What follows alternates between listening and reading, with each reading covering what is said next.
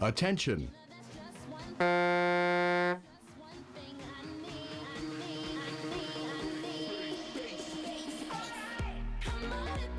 Ja siin nüüd tuleb vaadata päris mitut arvestust ja esmalt siis meeste ja naiste vahelist sõitu. Nimelt rajad 6 ja 7, Ergo Mets ja Indrek Kaljumäe, nagu nimedki ütlevad, meesperet esindamas ja need sõudemasinad on virtuaalselt ka teist värvi kui naiste omad, mis on siis masinad kollast värvi.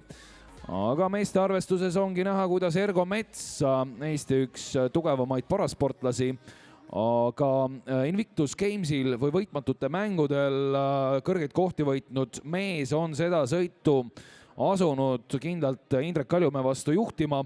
Naiste arvestuses aga Marit Ojamaa on mängimas hetkel esimest viiulit, ent kaugel ei ole ka Jelena Pipper ja Birgit Näppi. Kõik on tuttavad nimed varasematest võistlustest ja päris huvitav on ka vaadata, kuidas siis eelmisel aastal meie võistlejatel läks. No, seda võib nüüd öelda, et siin on tunnustatud tegijad koos näiteks Marit Ojamaa on mullune võitja, tema siis on PR3 klassi võistleja ja see tähendab seda, et rakendab ka siis tugevalt jalgu sõudmisesse. Seevastu on olemas ka PR1 ja PR2 klassid ja seal siis alakeha võimalused on piiratumad ja pigem ülakeha rammu katsudes antakse siis sõudemasina tõmbesse panus.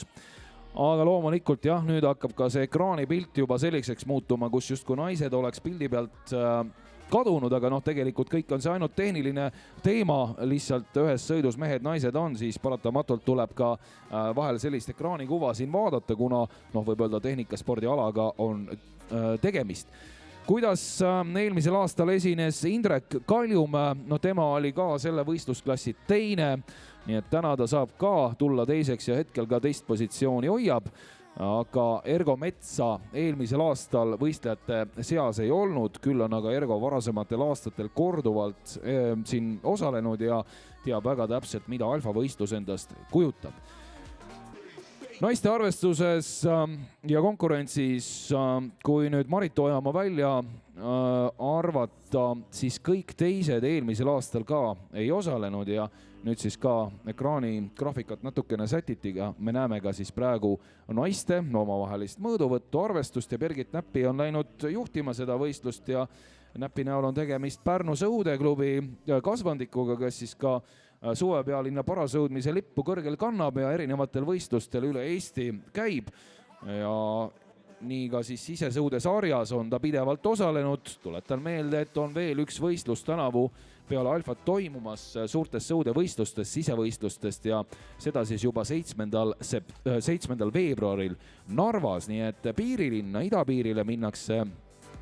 Ja siis on juba näha, kuidas ka sõudesarja üldarvestuses asjad kujunevad, sest et meil on ka siin üldarvestus ja täna siis on 3. etapp. Aga nüüd on näha, kuidas Ergo Mets jõuab kohe päästva lõpujooneni ja saame loomulikult Ergot õnnitleda selle võistlusklassi võidu puhul. 3.25,3 on tegelikult väga kõva aeg ka siin, kui vaatame üldnumbreid ja 3.35,9 Indrek Kaljumäe tulemus tänase võistluse kontekstis ka kindlasti ilus tulemus, ma usun, millega Indrek võib ka ise rahule jääda ja see annab talle teise positsiooni, nii nagu ka eelmisel aastal. Aga naiste konkurents alles välja selgitamata, kuidas siis parimatel see asi läheb, aga hetkel Näpit näeme, Birgit Näppi on kõige jõulisemalt selles sõidus liikumas ja kuna jäänud on veel väga vähe sõuda, siis tõenäoliselt tuleb temaga võitjana välja sellest võistlusest ja kes teine, tõenäoliselt Jelena Pipper, ka tuntud nimi parasõudjate maailmas siin kodukamaral, nii nagu ka Marit Ojamaa. Ja Marit Ojamaa siis ka eelmisel aastal osales, tema siis muuseas võitis ja siit kohe ka siis päästev lõpujoon tulemas. Birgit Näppi on jõudnud kenasti finišisse, teeme aplausi ka parimatele.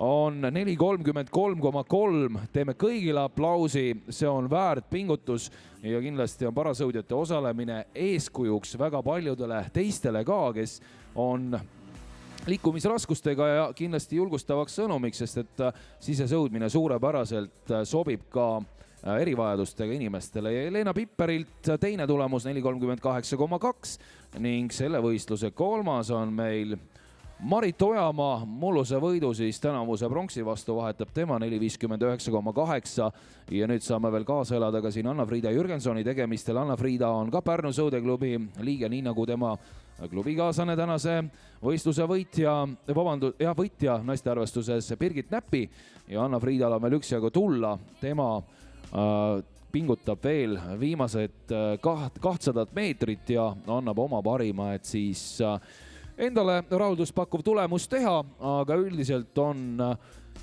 spordialadest sõudmine ja ka sisesõudmine üks väheseid, mis pakuvad ka võimalust tuua parasportlasi nii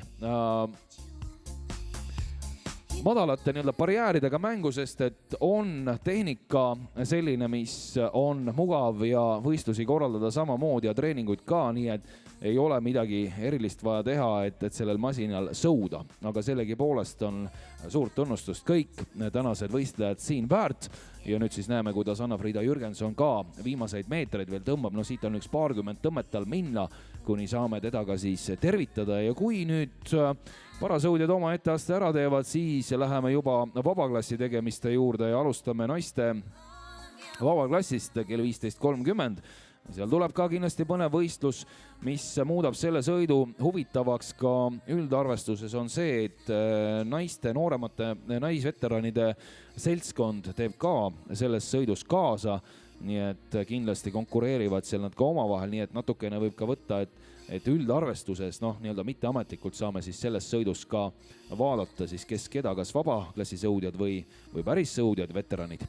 Aga nüüd jõuab kohale ka Anna-Friida Jürgenson, teeme talle suure aplausi, on väga pikk distants läbitud, kilomeeter sõidetud ja on tõesti Anna-Friida tubli siin, pingutab lõpuni ja pingutab stabiilselt, pingutab erinevatel võistlustel ja Anna-Friida nimi kindlasti ka sõudesõpradel on juba väga tuttavaks saanud ja siinkohal siis teda ees ootamas tõenäoliselt ka Narva etapp veel ehk et siis sisesõudesarja viimane etapp.